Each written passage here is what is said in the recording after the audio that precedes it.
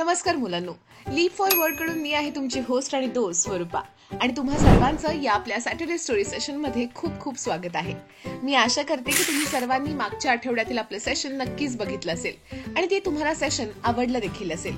नेहमीप्रमाणे आजही आम्ही काहीतरी नवीन आणि मनोरंजक घेऊन आलो आहोत. आज पुन्हा एकदा आपण आपली मैत्रीण रिंकी हिला भेटणार आहोत आणि तुम्हाला माहितीये का, रिंकी आज खूप खुश आहे बरं का. पण नेमकं असं काय झालंय की रिंकी आज इतकी खुश आहे? चला तर मग जाणून घेऊया रिंकीच्या खुश असण्यामागचं कारण आणि सुरुवात करूया आजच्या आपल्या सॅटर्डे स्टोरी सेशनला. आई हे बघ, आज मला शाळेतून घरी येताना काय मिळालं? पूर्ण 1000 रुपये. आता मी या पैशातून खूप वस्तू विकत घेणार आहे. नाही रिंकी, हे बरोबर नाहीये. तू असे दुसऱ्यांचे पैसे स्वतःकडे नाही ठेवू शकत. अगं पण नाही, हे पैसे तर मला मिळाले आहेत ना, आणि हे कोणाचे आहेत ते पण मला माहित नाही. मग मी या पैशाचं काय करू? बरं ऐक, मी तुला एक गोष्ट सांगते. ती ऐकून तू स्वतः ठरवू शकशील की तुला या पैशांचं काय करायचंय ते. फ्रूट ऑफ ऑनेस्टी म्हणजे इमानदारीचे फळ. Once there lived a boy named Shankar in a village called Rampur. Rampur नावाच्या गावात शंकर नावाचा एक मुलगा राहायचा. He used to live with his mother. Shankar's mother used to work as a laborer in other people's field. तो आपल्या आई सोबत राहत होता आणि शंकरची आई इतरांच्या शेतात मूल मजुरी करत असे. Still, they were not able to afford the household expenses. आणि तरीही त्यांना घरचा खर्च भागवता येत नव्हता. Shankar was a hard working and a smart boy. Shankar हा एक मेहनती आणि हुशार मुलगा होता. He was interested in studying, but due to his bad financial conditions at home, he couldn't afford the fees for his education. त्याला अभ्यासात खूप रस होता, पण घरची आर्थिक परिस्थिती चांगली नसल्याने तो त्याच्या शिक्षणाची फी भरू शकत नव्हता. Shankar knew the financial status of his family, but he didn't want to leave his school. So he found out a way to help his mother and continue with his school too. शंकरला त्याच्या कुटुंबाची आर्थिक परिस्थिती खूप चांगली माहिती होती, पण तो त्याची शाळा सोडू इच्छित नव्हता. म्हणून त्याने त्याच्या आईला मदत करण्याचा आणि त्याची शाळा सुरू ठेवण्याचा एक मार्ग शोधला. He would go to sell newspapers door to door every morning before going to the school. तो दररोज सकाळी शाळेत जाण्यापूर्वी घरोघरी जाऊन वर्तमानपत्रे विकायला जायचा. He would use the money he earned to pay the fees of his school. आणि त्यातून मिळालेले पैसे तो त्याच्या शाळेची फी भरण्यासाठी वापरायचा. One day, while he was selling newspapers, he found a purse filled with money. आणि एके दिवशी तो वर्तमानपत्रे विकत असताना त्याला पैशांनी भरलेली एक पर्स सापडली. Without wasting another second, he immediately took the purse and handed it over to the police. आणि त्याने एकही क्षण न वाया घालवता त्याने ताबडतोब पैसे असलेली पर्स पोलिसांच्या ताब्यात दिली. When the police opened the purse, they found an identity card that was of the district's revenue officer. आणि जेव्हा पोलिसांनी ती पर्स उघडली ना, तेव्हा त्यांना त्या जिल्ह्याच्या महसूल अधिकाऱ्याचे ओळखपत्र सापडले. The police immediately informed the officer. Finding the purse back, the officer was extremely happy and grateful.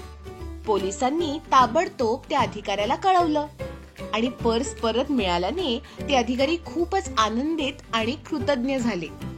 When the officer found out that Shankar was the one who found his purse and handed it over to the police station, he went to his school.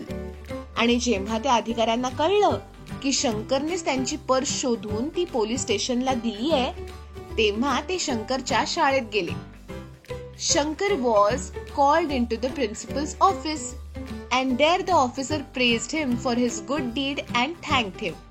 शंकरला मुख्याध्यापकांच्या कार्यालयात बोलवण्यात आले आणि तिथे त्या अधिकाऱ्यांनी त्याच्या या चांगल्या कृत्याबद्दल त्याचे कौतुक केले आणि आभार सुद्धा मानले. He was rewarded by the officer. तसेच अधिकाऱ्यांनी शंकरला बक्षीस देखील दिले. The officer also promised to sponsor his education. तसेच त्यांनी त्याच्या शिक्षणाचा सर्व खर्च उचलण्याचे आश्वासनही दिले. The respect, reward and scholarship were all the fruits of his loyalty and honesty.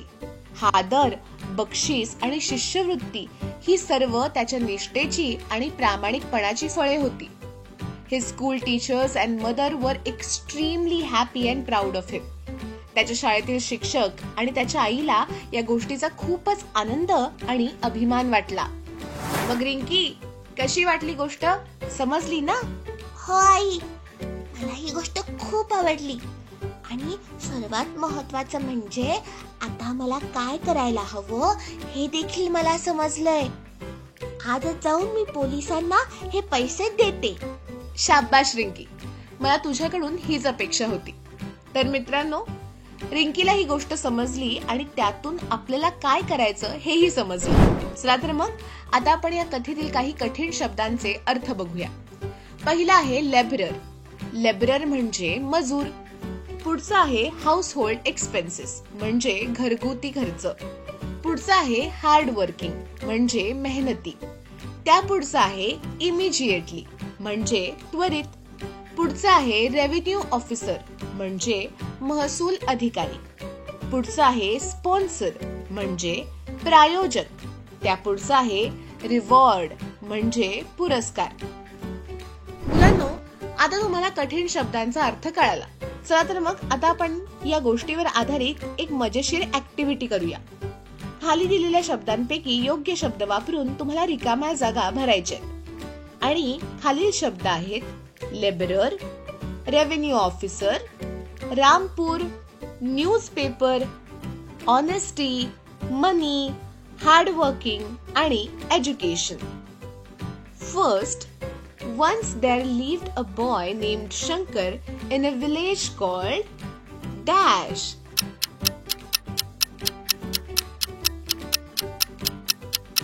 And the right answer is Rampur. Very good. Next, Shankar's mother used to work as a Dash.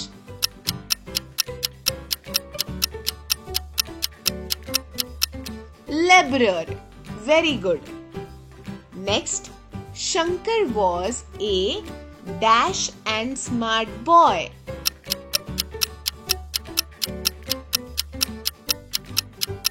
And the right answer is hardworking. Next, he would go to sell dash door to door every morning.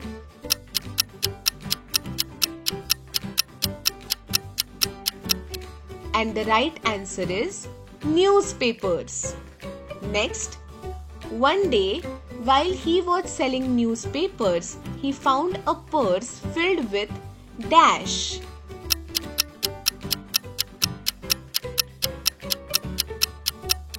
And the right answer is money. Next, when the police opened the purse, they found an identity card which was the district's dash.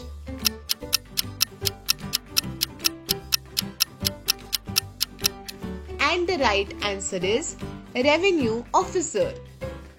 Next, the officer also promised to sponsor his dash.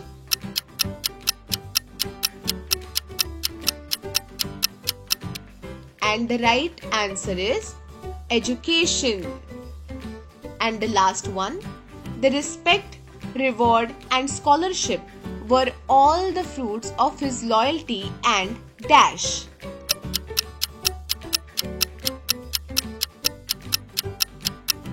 And the right answer is honesty.